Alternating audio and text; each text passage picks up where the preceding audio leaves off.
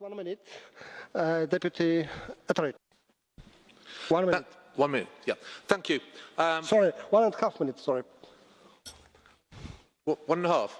Yeah, thank you. Right, well, thank you for that. And it's a pleasure to be speaking here on a Monday night and to have a minute and a half to discuss cohesion policy. I find it interesting that an MEP from the West Midlands of the United Kingdom is here talking about mountainous regions. We don't have very many mountains in my part of the UK. Wolverhampton and Dudley, we have a few canals. We don't have the mountainous regions. What we do have is mountains of debt. What we do have are peaks of demand for people to go into doctor's surgery.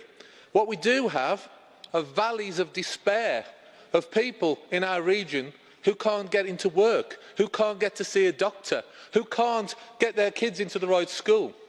We have all of these things, and we can thank the EU and its cohesion policy for much of it.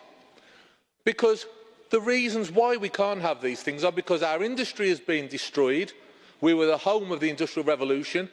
We are subjected to mass uncontrolled immigration to our area, which means we haven't got the places for the people to go into the schools or the houses or the hospitals. So really the only mountain I think the people in the West Midlands really want to talk about is Mount Freedom. And I want them to ascend to the pinnacle of Mount Freedom on our referendum day and have a look at the view. And we can look at all of you then across the channel and say, hi guys, the view's lovely, but we love it at the top and we love it being free. Thank you. Thank you. Mr. Etheridge, do you accept blue card from Mr. Stuger? Yes.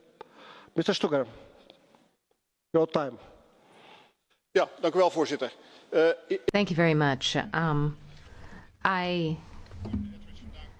am familiar with a region from where Mr. Etheridge is from, and I know that is a huge poverty, I'm sorry to say, in that area, and Mr. Etheridge is here as MEP, and, you know, the question is, how are we going to tell them, we're going to take your taxpayer money and send it to Zimbabwe, send it all over the world. We're going to take that money away from you to make life easier for other people elsewhere. This is the injustice. This is the injustice. We constantly hear in this place, the UK is so wealthy. Yes, take the money from the UK and redistribute it, as all socialists wish to do.